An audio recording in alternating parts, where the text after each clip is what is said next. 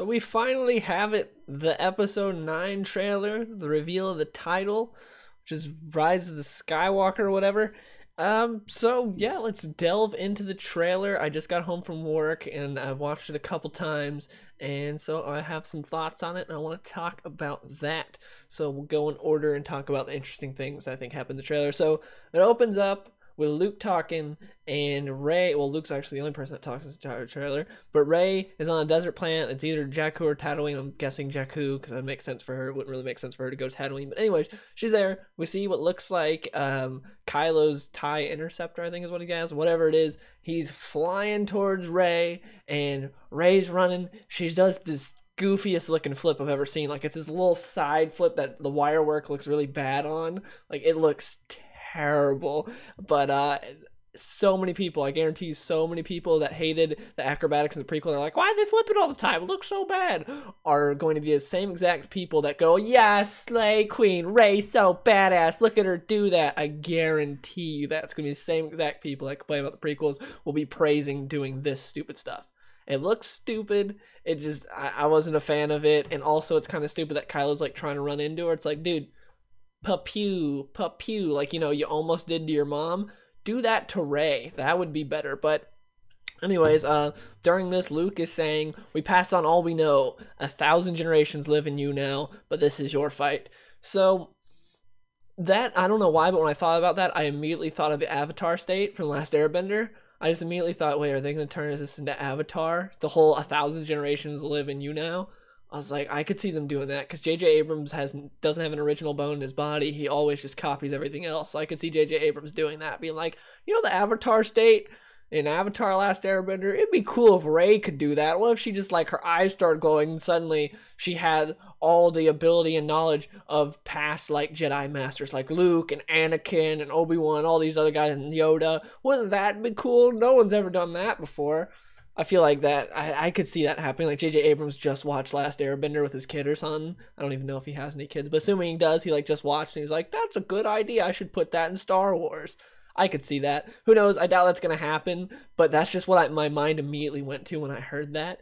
But the part where he says, but this is your fight, just makes it seem like her personal fight with Kylo, since they've been feuding these past 2 movies. I don't know how it's much of a feud, considering she completely kicked his ass in the first movie with no training, and she's just been getting better and better.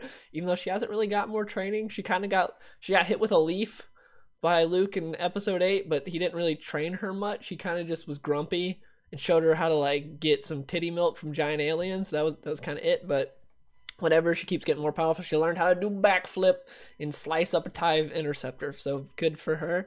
Then we have Kylo taking on the Knights of Ren in this really cool looking force. That's one thing that I'll really give props to this trailer on, by the way. And also, overall, I did like the trailer. Just some things are stupid. Anyways, the Knights of Ren part looked awesome, and mainly because the location looked so cool, which is something that I'm really giving props here, because that was a big problem I had with episode 7, was all the locations were literally just ripoffs of other planets that we already seen in Star Wars. Like, we had Jakku, which, yeah, that's definitely not Tatooine. You had Takodana. Yeah, that's definitely just not a ripoff of Yavin 4. Just look just like it. Might as well call it like Yavin 5 or whatever. You had Starkiller Base, which was the Death Star mixed with Hoth. It was literally just a snowy Death Star. You had so many places just looked just straight out of other movies that just renamed it, to where these locations actually look somewhat different. That one place did look like the part in Rogue One where Jin's father dies, but still, the locations looked a lot better than they did in episode 7. But that part where Kylo is fighting the Knights of Ren, it reminded me a lot of the scene in Clone Wars when Grievous goes and slaughters the Night Sisters. I just got those vibes because it's both in like a red type forest and they're just slaughtering people. Now, as far as why he's fighting the Knights of Ren, not sure. Who knows? Maybe it's because it's a power play. Now that he is the leader of the First Order, he's like, who could take me down? Rey, already taken me down, definitely gonna do it again, but also Knights of Ren. So he goes and he just wants to make sure there's no one that can, like, overthrow him. Or maybe he's like, where were you guys when Snoke was abusing me and all this other stuff? Like, you guys kind of just screwed off and like left me, and so he's kind of like mad and trying to get revenge or something. Who knows? It could be a number of things for why he's going after him, but either way, that scene looks sick. Although I do wish he would have impaled him instead of like hitting him with the little side part. It seemed kind of like a wuss move. Seeing Lando with Chewie honestly just made me smile, but then I stopped smiling when I realized, oh, Lando might die.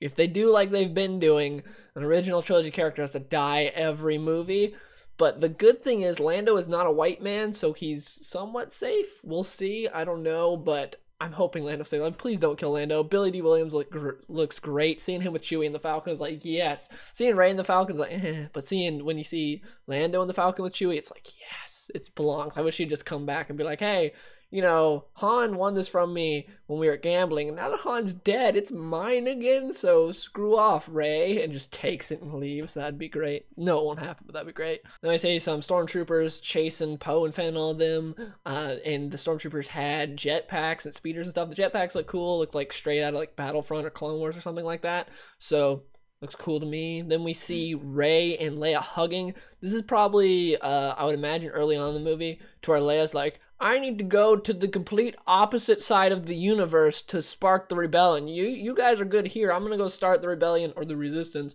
on the other side of the universe, so that way we never see each other. Okay, cool, bye. And she leaves. I think that's what's happening there.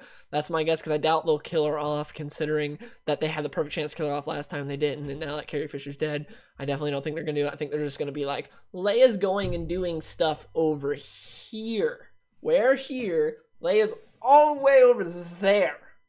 Way over there. Never gonna see her again. She's gone. Hug her. Bye. I think that's what's happening with Leia. At least it's my theory, and I'm pretty sure I'm right about that. And then the end of the trailer, we see the crashed Death Star. And we also hear the Emperor's laugh. He just like, wah, wah, wah, wah, which the laugh is great. Ian McDiarmid kills it so hard. It's like, oh, that laugh was good. I don't think the Emperor's coming back. I think we might get like Evil Force Ghost Emperor or something like that, unless they go full on, just be like, you know how Darth Plagueis could save others but not himself? Well, the Emperor figured out how to save himself. That would be interesting, but I don't want them to go that, because the thing that really sucks about these the sequel trilogy so far is they've kind of like undone a lot of stuff, where it was nice and it ended with Return of the Jedi, to where now it's back and it's like, we're bringing back some corpses just to stab them a few more times. That's how it's felt anyway, so it's like, it ended nicely, like, we good with the Emperor, don't bring him back and ruin him, please. But I feel like he might be a Force ghost and talk to Kylo and be like, why are you such a pussy, Kylo? Your grandfather wouldn't be happy with you, and just like go off on him. I could see that happening, maybe, who knows. But yeah, why they're at the Death Star though, I think it's because they're trying to beat Kylo there. I feel like Kylo's going there to, who knows, whatever reason, maybe to get the Emperor's like remains or something, or maybe maybe there's still technology from the Death Star they can harvest, that he's trying to get, like, oh, if we get this thing from the Death Star, we can use it to build another Death Star, because you know J.J. Abrams isn't very original, so he would definitely go with another Death Star, which also I thought was funny, because it's like, oh, J.J. Abrams made another Death Star in Episode 7. It's like, you're not gonna do it again in Episode 9, right? You can't? He's like, nah, I won't do that. I'll just bring back the old Death Star. Loophole. I thought that was great. It's so stupid, but it's so J.J. Abrams. I also thought it was funny how Snoke was, you know, like an Emperor-style ripoff, and then Rian Johnson just killed him, and so J.J. Abrams was like, okay, whatever, I'll just get the guy that I originally ripped him off from. Emperor's here now. Who needs Snoke when I got the Emperor? And this whole trailer felt kind of like a big, like, screw you to Rian Johnson. Like, the last one was like, forget about the past, nothing means anything, to where this one, it's like, oh, we're always with you, and Skywalker's the best, and all this other stuff, like, trying to be like, hey, guys, that Episode 8 thing is in the past. That's something from the past you can kill. Everything else we're going to try to keep. But it seems like they're trying to retcon some stuff, especially with the title being that way. It seems like, I'm guessing that's about Rey. Because I know a lot of people are like, oh, it's about Leia, it's about Ben Solo, it's about Luke. It's got to be about Rey. Because the first two titles were about Rey, and I highly doubt in the third one they're like, oh, we'll just change it up. Because Disney's been very predictable, and they haven't really changed things up. So I doubt they're going to actually change things up here. Because the first one, The Force Awakens, The Force Awoken, and Rey. The second one, The Last Jedi. Rey's The Last Jedi because Luke it's just dead. He turned into a cloak and disappeared.